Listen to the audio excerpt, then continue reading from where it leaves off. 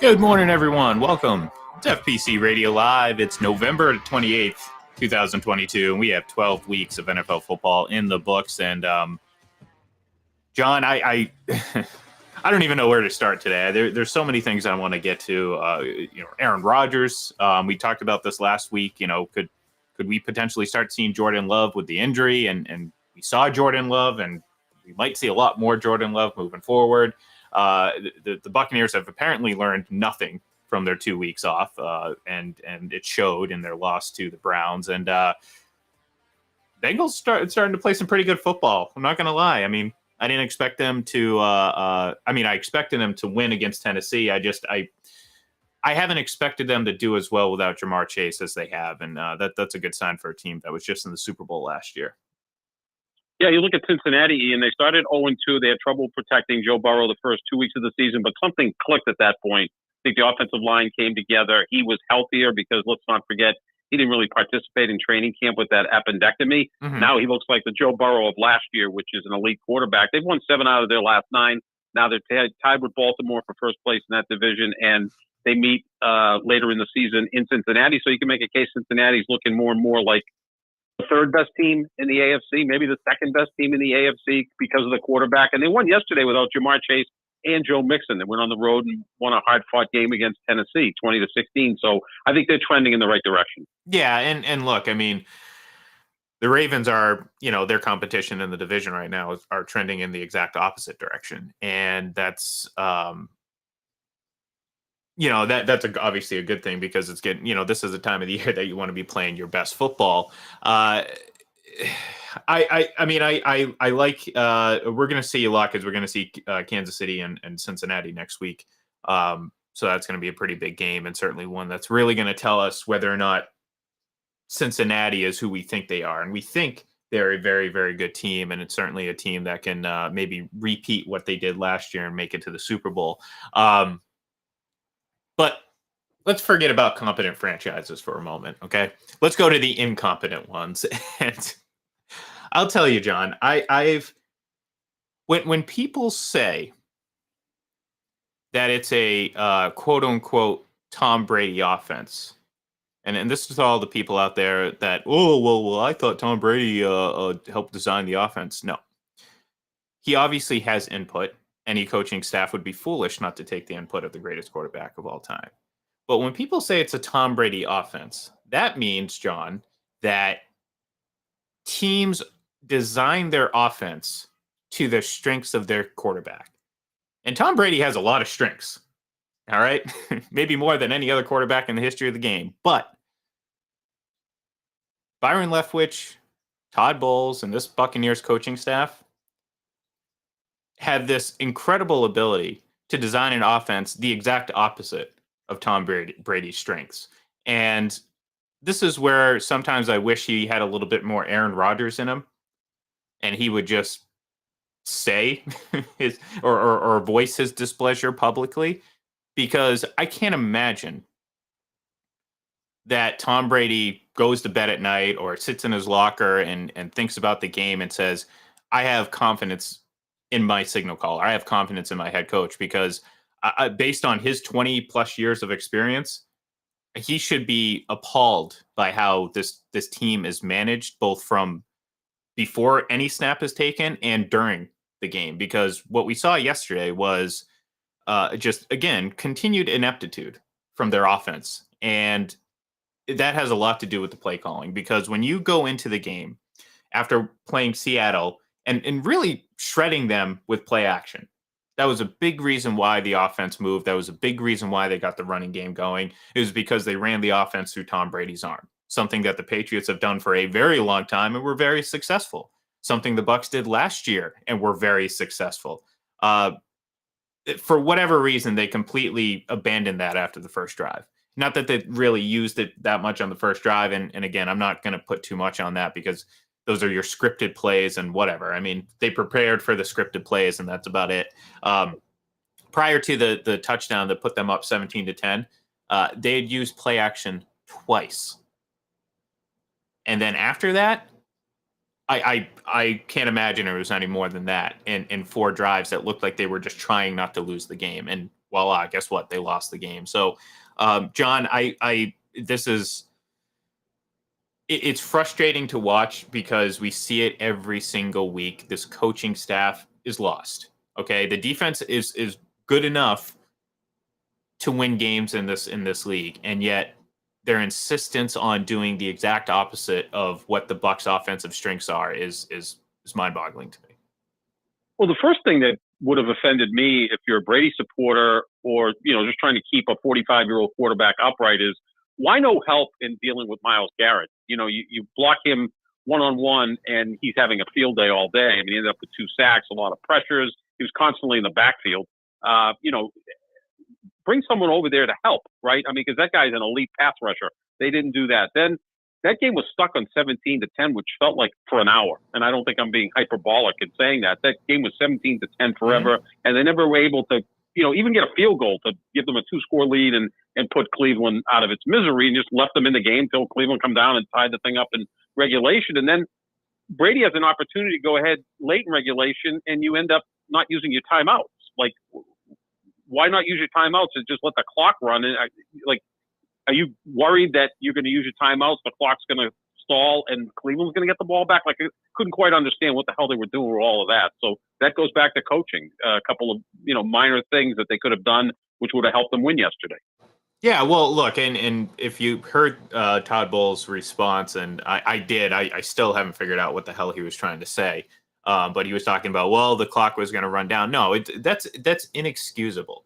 You should be. I mean, they could have called a timeout with over a minute left when Cleveland was 4th down. Okay, imagine over a minute or maybe just under a minute of time, and what, 2 timeouts for Tom Brady and the Buccaneers, and right. Yet you just let it go. And it's, again, I mean, you're playing scared. And like I said, it's not just that; it's that they're doing things that are completely just the exact opposite of Brady's strength. We've already talked about play action.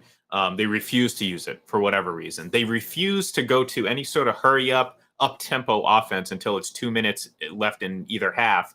And when we see it, it's like, oh my God, this offense, this explosive offense still exists. Why don't they use it more?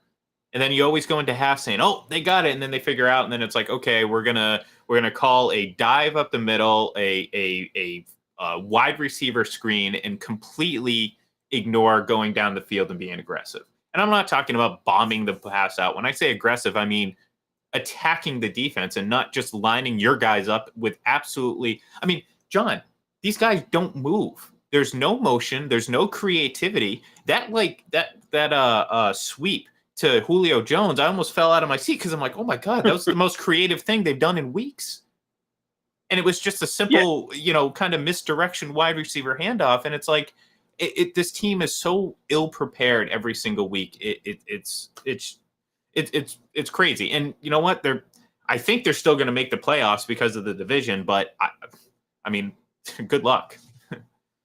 Here come the Carolina Panthers at 4-8, right? I mean, they have a win over Tampa, so they would hold the tiebreaker right now. They do meet later in the season. The whole thing that I've always thought with veteran quarterbacks is to play at a faster pace because it puts more in their hands, and they're quite capable of doing it, no more so than Tom Brady. I mean, if you've got him in a hurry-up offense, he's, to me, it's like, okay, let's put the ball in LeBron James' hand, right? Because he's going to know what to do offensively. If you take it out of his hands, you're giving it to someone who's inferior. If you've got this draining the play clock and sending signals in from the sideline, and it's a slow-paced offense, and the defense is able to make the changes they want to make, well, then you're diminishing the greatness of Tom Brady. So I think with the veteran quarterbacks, that's what I would do. Put it in their hands and let's roll with it, because they certainly have done it many, many, many times in their career, especially as we talk about Tom Brady. Yeah, oh, absolutely. And that's what's crazy about it, because I mean, you're having there's a, I don't know, there's a bit of a split, so to speak,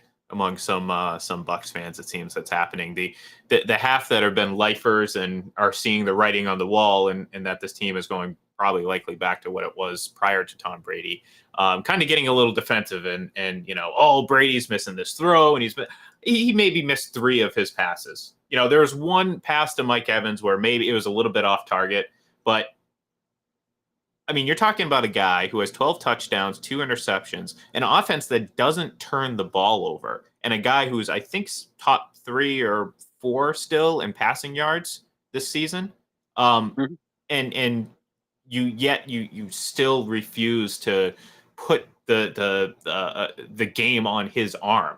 And it's like we see it work repeatedly over and over and over again when he's throwing the ball.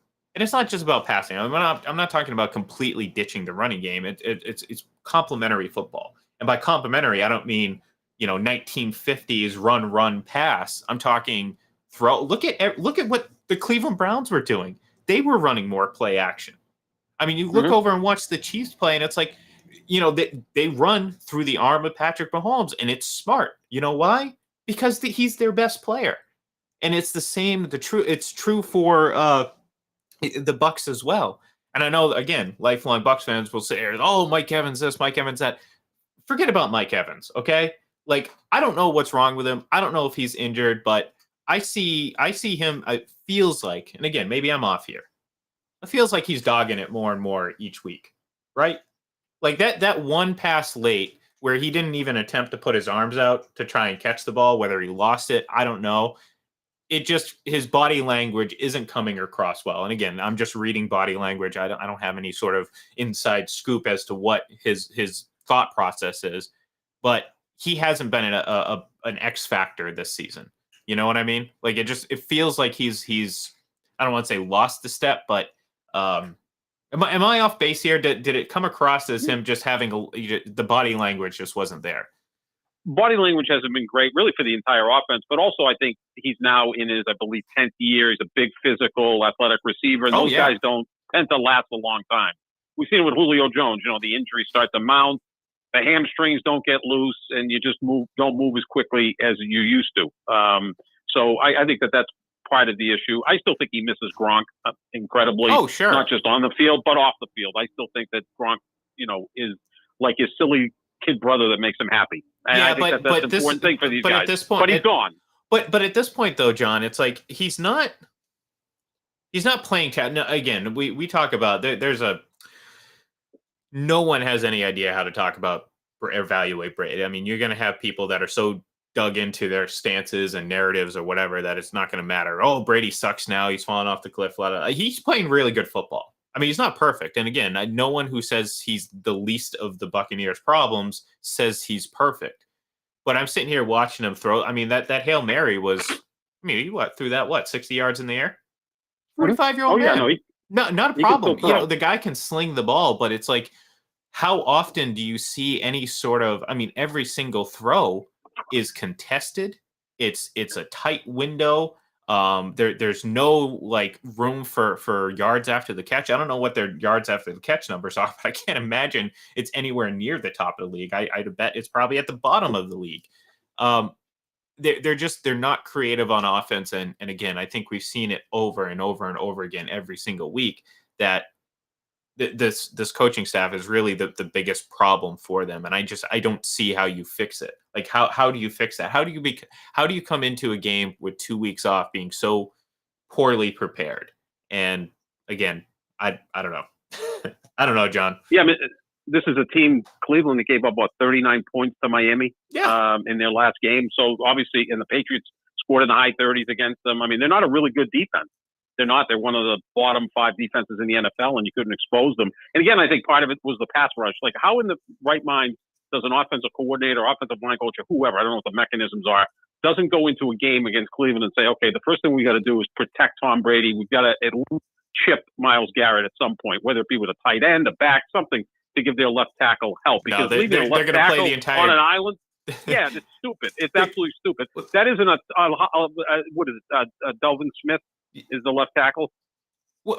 Donovan Smith, yeah, and look, Donovan Smith. Okay, might as well be Delvin Smith. It doesn't matter. I mean, the guy is good for like 2 or 3 back-breaking penalties and just poor plays that crush this every single week, John. It's a false start or it's a hands to the face that negated a quote unquote Mahomes like play from that little left-handed shovel pass. Is like, only Patrick, only Patrick Mahomes can do that. Well, okay, that's true if you only watch Chiefs games and only watch the Chiefs offense and not the opposing team's offense. So Mike White can do that too. Mike White, Mike White. Look, yeah, we'll get to him maybe in a minute, but like, yeah, I mean, how do you? I don't get it, John. Like, I'm laughing, but it's like a sad laugh because like I don't want to see I don't want to see the Bucks, particularly Brady, go out like this because it's you don't want to leave as much on the field as they have, and that's what they're doing each and every week. I mean, Donovan Smith, it's a penalty every week that's going to crush the offense. Or to your point, how do you have 2 weeks to prepare for this Browns defense and their strength obviously being their defensive line, and decide you want to play the entire game in between the hash marks within the 5 yards of the line of scrimmage? Because that's what they were doing, right, John. There were dive plays and little wide receiver screens that have not worked at all this season because they can't block for them.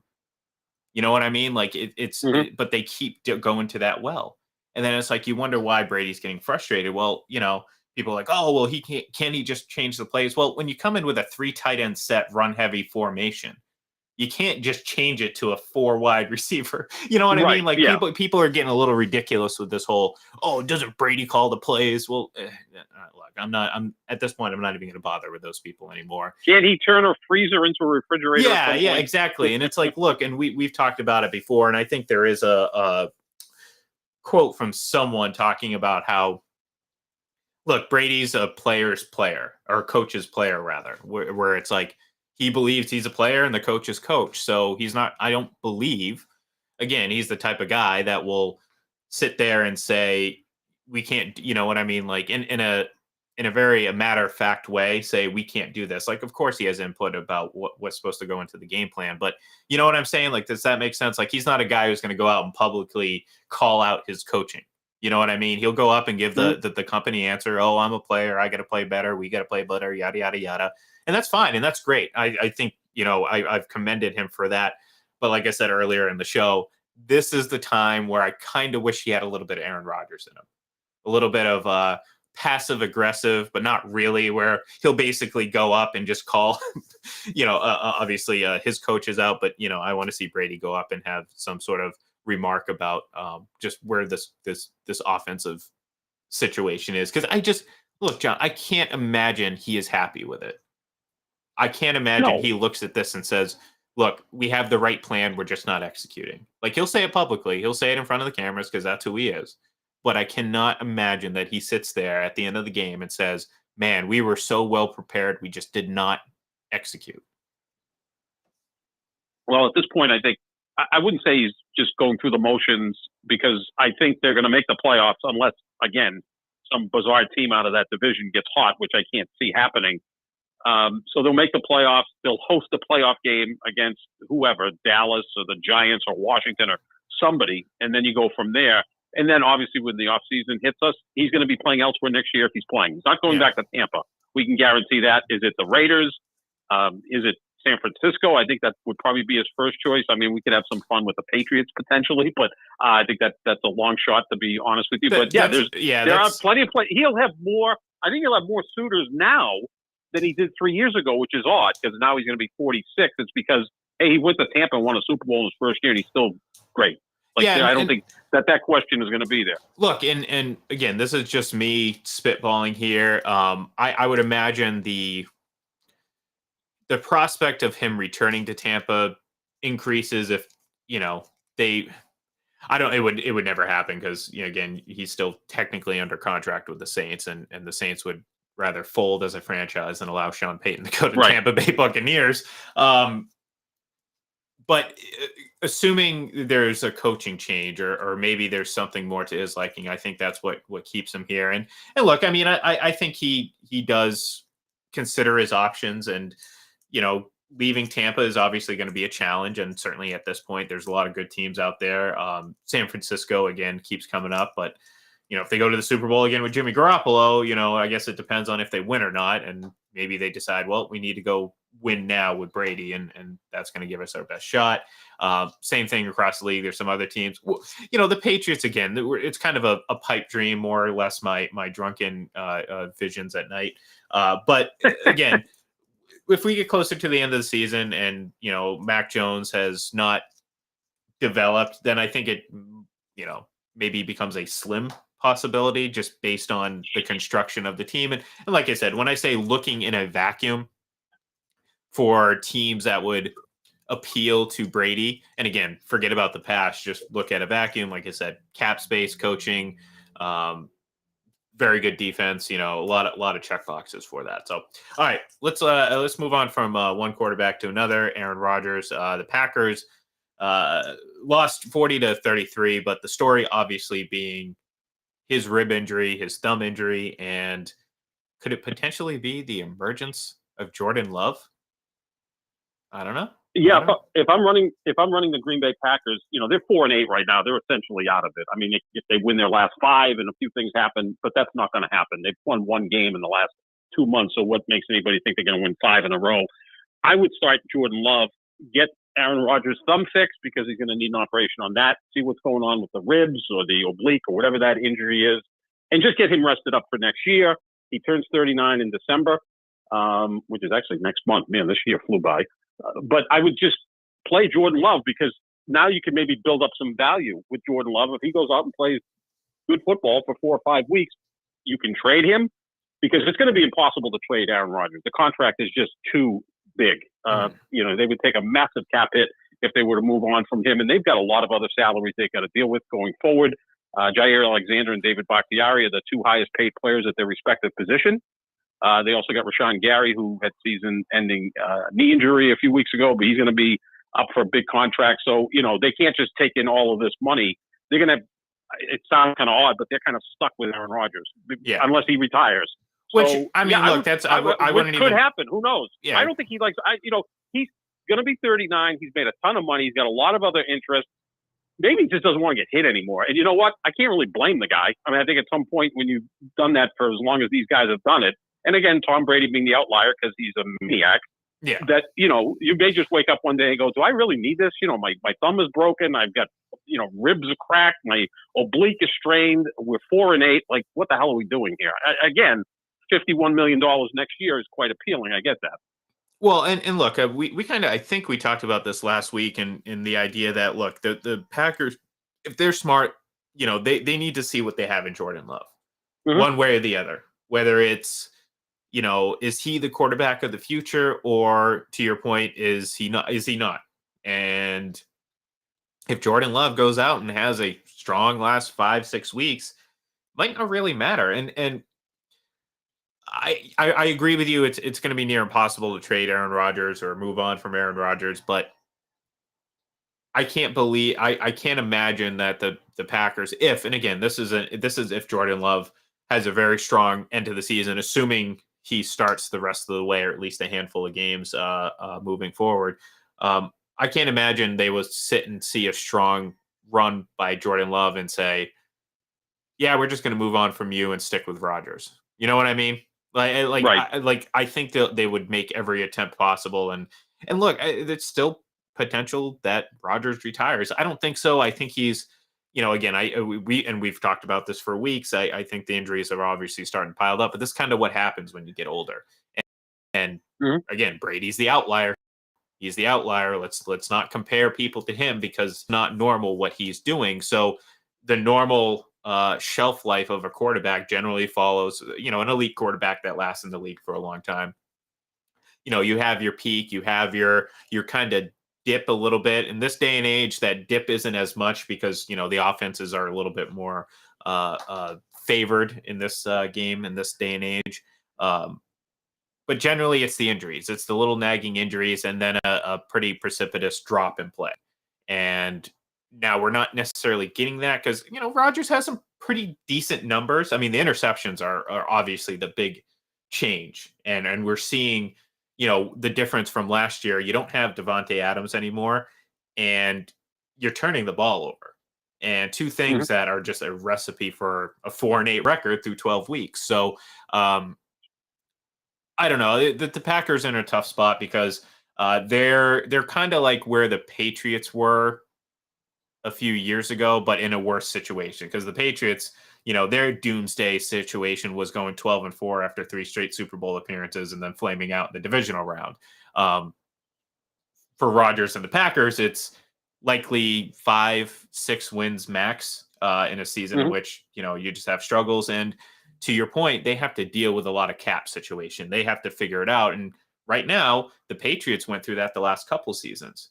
And as I mentioned before, they're set up next year with about 60 million in cap money to spend and kind of to retool a team that is pretty good right now. So the Packers have a lot of stuff to figure out over the next 5-6 months. And fortunately for them, they're at least going to have an excuse, or hopefully have an excuse, to play Jordan Love to know what you have in him. You got to figure that out. Yeah, you'll get 5 games of Jordan Love, see what he's about. If he plays well and you can't move on from Rodgers, maybe you trade Jordan Love. Maybe you just say we've got to sit another year because Rodgers may have 1 year left. The thing with Rodgers is who the hell knows? I mean, he could wake up in the middle of the offseason and say, I'm done. And now if you've traded Jordan Love before that, now you have no quarterbacks. Yeah. You had one moment you had 2, and then you have none, which is a very tough situation to be in. Who knows if the coach is coming back? Green Bay doesn't generally move like that. They don't move off of coaches quickly. They will stick with Matt LaFleur and just chalk it up as one of those seasons where they had a ton of injuries, turned the ball over a lot. The quarterback was hurt in game 4, so they're going to try to regroup, because that can happen in the NFL, right? We see it. I mean, Minnesota was back-to-back years in the doldrums and make a coaching change, and all of a sudden they're 9-2. And meanwhile, another team that made the playoffs last year, like the Raiders, is struggling to get to 4 wins. So there's that big group in the NFL where 1 year playoff contender, next year you're a top 10 selector when the draft comes around. Yeah, and look, I mean that's the normal cycle in the NFL. I mean, it's just that it is what it is. And there's people, half a dozen teams that are away from that, generally. Yeah, and look, I mean, and again, the comparisons always come back to the Patriots and Brady, and that skews things, because it's like, well, Tom went 20 some odd years without having a losing record and all that. Well, good, great. That's why he's the greatest of all time. That's not normal. Yeah. You're not supposed to do that. So, you mentioned the Raiders, and you were kind of on top of this from the get-go. 1-score games last year, they were great in. This year, not so much. However, yesterday was pretty exciting with the Josh Jacobs. He had over 300 yards from scrimmage yesterday.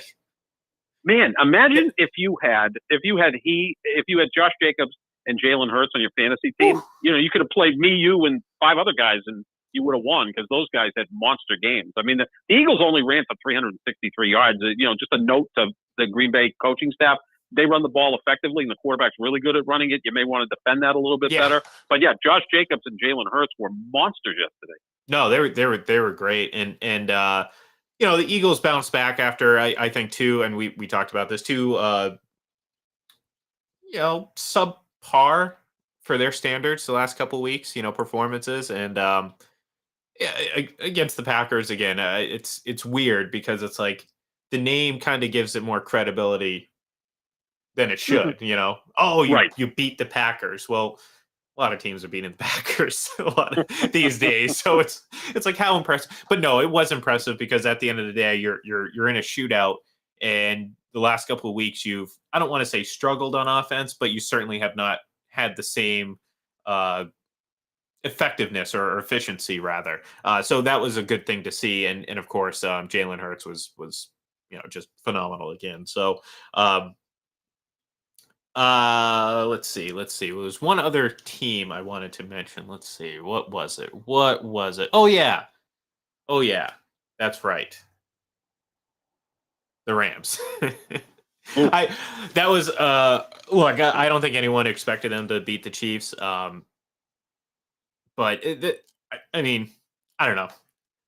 it was somewhat entertaining, and they kind of stayed in it. But more so, not so much about the Rams that I want to talk about. It was mostly an excuse to talk about the Chiefs. Impressive win, kind of. And again, this is kind of where you're at with the Chiefs. It's like, you can't really judge them until we get to the playoffs, right? I mean, this is a team that their success or failures really amount to what happens in the playoffs. So losing to the Colts, okay, yeah, whatever. We can use that as fodder to talk. But another team that I feel like should be blowing these teams out. You know what I mean? If I'm to believe what a lot of Chiefs fans try to convince me of, that the Chiefs are this, they are the best team in the NFL. Don't get me wrong, but if I am to believe that they are so far and above everyone else, I got to see it. You know what I mean? Like, because for moments they look like it, but then they come back to earth, and then they're competitive with the likes of the Colts, or with a Tennessee team that's without their starting quarterback, or in this case against the Rams team who is just absolutely decimated at every situation, at every position. So, do when you go into it, do you am I just being a hater, John? All right. Am I being a hater here? Well, Because I like, let's put it this way. I believe that teams like Buffalo and now Cincinnati are starting to feel like they're a little bit closer to this level of it's not that far off, the difference between the two. And I think some people want to make you believe that the Chiefs just are going to march to a Super Bowl. And I'm sitting here saying, like, man, this team can lose games, and they have. of course. Yeah, I mean, if you just look to last year, right? Buffalo beat them in the regular season in Kansas City. Should have beat them in the playoffs if their coaching staff doesn't have a brain fart with 13 seconds left. Cincinnati beat the Chiefs in the regular season and beat them in the AFC Championship game. So I don't think Buffalo or Cincinnati is intimidated by Kansas City because they have a quarterback that we could sit here and argue who's the best of the three quarterbacks. I think Mahomes is going to win the MVP as of right now, but certainly Buffalo and Cincinnati feel they have a competent or great quarterback who can go toe to toe with Patrick Mahomes. So that's the start of being confident going into Kansas City. Kansas City's winning games a little bit differently. In the past, it was 35, 38, 42 points, and Mahomes was throwing 5 touchdown passes, and it just looked like, the Golden State Warriors on a football field. They're doing things a little bit differently. I think their defense is playing pretty well, though it's tough to really gauge how they are playing when you face that Rams offense, which is about as bad as Denver's offense. So, we have to know more about what's going on with them coming up this week when they take on Cincinnati. But they've become kind of like the Patriots were, that they're the team that you figure every week's going to show up and be consistent and always be in the games and find ways to win. Again, this is they've gone to 4 straight AFC Championship games. That's a pretty good accomplishment, and they look like they're headed to a 5th one if things break their way. So I think they're kind of measured against themselves. They're not as explosive as they were in the past because they don't have Tyreek Hill. That's the biggest reason why not. But I give them credit for being 9-2, kind of tweaking things on the way. And maybe they're better built for the postseason, where they've got a running game that they count on a little bit more than they have in the past. Maybe their defense is a little tighter, and they realize they just can't go out and blow teams out. That they're going to be in some close games and they can react better. Well, and that's why I think this game this week against the Bengals is going to be pretty big for both teams. Because one, if you're the Bengals, you're going to kind of get a little bit more of a feel of where you are this season. But for two, I mean, Kansas City. The unfortunate thing for Kansas City, John, is that the teams that right now that are looking to be the foundation of the AFC playoff picture, the Titans, the Bills, the Dolphins, like very likely, but specifically the Bills and the Bengals all match up very well against Kansas City. And to your point, have given them struggles in the past. So, this idea that they're just going to cakewalk into a Super Bowl or even an AFC championship game is, to me, I'm like, if this was the 2018 Chiefs team, maybe, because there's no Patriots team to stand in their way. But this isn't the 2018 team. And, as much as they're very, very good on offense, I think they're the best right now offensive team in the league. I believe they have the best points per game scored, if I'm not mistaken. This season, and we've talked about it a lot, it's just there's a lot of mediocrity. More so than I feel like there has been in the past, where it's like, maybe perception isn't always reality. So maybe the perception isn't really, or the reality isn't true that, there's a lot of mediocre teams, but it feels like it. Like there's like 4 or 5 teams that are a little bit better than mediocre. Kansas City leads that pack, and they're a great team. Don't get me wrong, but I feel like there's so many teams that are flawed in this league that yes, I believe Kansas City is the best team, but does it make sense to believe that the Eagles are probably the least flawed? Is that like, am I just confusing everyone out there? Am I confusing myself here? Are you still with me, John? No, Are you alive? You got a no, pulse? I'm still here. No, I finished my cup of coffee. That's Okay, good, okay. good. No, I think the Eagles, they're very complete because of their offensive and defensive lines. They're dominant in those Yeah. two areas, and I know that's not sexy or exciting to talk about, but in the end, it's very exciting and It's sexy stable. to It's talk about because stabilizing. it's stabilizing. I mean, we heard about it 2 years ago that Patrick Mahomes didn't have an offensive line, so he couldn't be himself in the Super Bowl, and they put up 9 points. Now he had an off day for sure, but it didn't help that the offensive line was banged up and couldn't protect him. Yeah, and Philadelphia's offensive line, man, they just was tossing around the Packers last night. That was an embarrassment. That looked like Nebraska circa 1995 when they would run for like 500 yards Yeah. against Colorado or some other poor team that didn't have a chance. But they do look pretty complete. But again, the quarterback has never won a playoff game. Neither has the coach. And until they do that, we're going to have to see what they're all about. I think they've had some injuries. Which look, every team in the league is dealing with injuries at this point. And I looked at the last 4 Super Bowl winners, Ian, kind of were middling at this point in the season, right? I mean, you remember in 2018, the Patriots were 9-5 heading down the stretch. Yeah. They win the Super Bowl, right? The next year, the Chiefs were 6-4, and Mahomes just came back off that injury. They win the Super Bowl. In 2020, the Buccaneers were 7-5, get hot down the stretch, win the Super Bowl. Last year, the Rams were 7-4. So you just look at teams. There's some team out there. Maybe it's Cincinnati, maybe it's San Francisco, who are both 7-4, who are just going to get hot at the right time and be able to beat Philadelphia in the NFC, Buffalo and Kansas City in the AFC, and maybe we're looking at a San Francisco, Cincinnati Super Bowl. The Super Bowl I want to see, just for laughs, would be Tennessee, Washington. Because those two teams are so much alike, right? I mean, the ratings would be horrible. Oh, but, you got, wouldn't it? I mean, you got basically two teams that just find ways to win and are always in like these weird 19-13 games. Well, whatever it is, how horrible that matchup would be, it's not going to be as horrible as the Sean Taylor statue that the Commanders revealed. I'm not trying to be funny or whatever, or just pile on the Commanders, who are an easy target. You sold it as a statue, as far as I'm aware. And again, anyone out there that feels the need to correct me can, because I'm not going to sit here and die on a hill if I'm wrong. John, I tend to admit when I'm wrong, right? Right? I think so. I think so. I go for the most part. For the most part.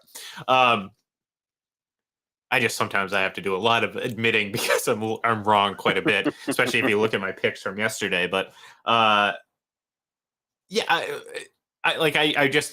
want to spend too much time on it because, again, 15 years obviously since Sean Taylor tragically passed away. Great safety for the Commanders, and you essentially go out and get not even like a mannequin, essentially. And yep. I think and I believe they sold it to the fan base as a statue, and that's certainly not a statue. That's a a nice gesture, sure, but it kind of fell a little bit flat, and kind of speaks to the how the Commanders organization is run. But on the football field, they're winning football games. So, maybe we should give the Commanders a little bit more. Like we talk about the Bucs getting a home playoff game and maybe getting the Commanders. I hate that matchup. I think Washington wins that matchup easily. So I'm sitting here saying, like, great, awesome. Chase Young is coming back, right? Chase Young is coming back. He was supposed to play Sunday, but I think he was ill, like a sickness, so something completely separate from what had kept him out. So I would imagine he'll be back. Stupid enough to block him with one guy, right? Yeah, and Donovan Smith of all people. Donovan Smith, here, you block this guy who's clearly better than you. We won't even give you any help because we think you're better than you are. So, I think Ron Rivera deserves some consideration for Coach of the Year because there's a franchise that every other owner in the league, maybe with the exception of Jerry Jones, wants Daniel Snyder out as owner. The team may be for sale. They went from Carson Wentz to Taylor Heineke, who's, the complete opposite of Carson Wentz, right? He's got all the intangibles and the teammates love him, but doesn't have a great skill set. And yet they're finding ways to win somehow. Mm-hmm. Yeah, no, and that's the thing. Maybe that talk for Ron Rivera will pick up steam here as we go on if they keep winning games, because Brian Daboll was kind of the front running favorite, but the Giants have kind of leveled out a little bit. They've lost 2 in a row. If they go on a bit of a skid here, maybe that will cause people to think twice about, well, maybe Ron Rivera, maybe this, maybe that. We'll see. So, all right, before we go, and you did kind of mention them a little bit, I do have to throw it out there. Of all the problems that the Packers have, all the problems that the Buccaneers have, all the problems that every other franchise has in this league, no one has a bigger problem than the Denver Broncos, John, because this, I mean, in my wildest imagination, I could have not predicted how this first 12 weeks of the Russell Wilson era was going to play out. But I mean, the only thing I think of is Chernobyl. Just utter absolute disaster. And something that unfortunately for the Broncos is not going to go away anytime soon because well, I think if you were to cut Russell Wilson this year, John, or release him or whatever, I think he has over 100 million in dead cap hit on his contract.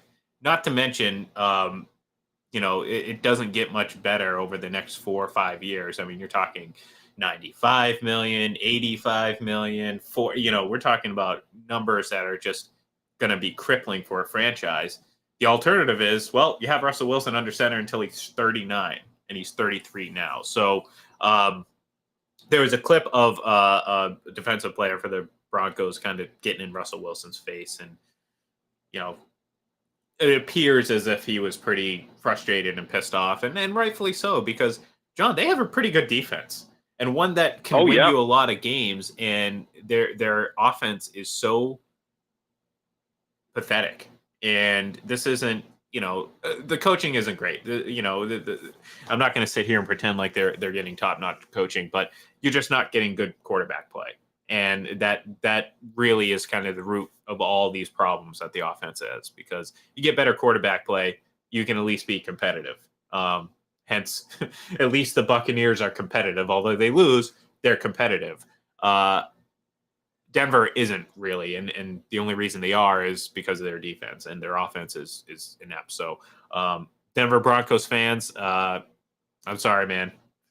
It's just not. I don't see any light at the end of the tunnel right now for them. No, when you look at Denver and the Rams, as bad as they are, they don't own their own first-round picks next year. That's the worst part about it. And same thing with Cleveland. Cleveland doesn't own their first-round pick next year. That goes to the Texans. How about this as a rumor trade? Aaron Rodgers for Russell Wilson.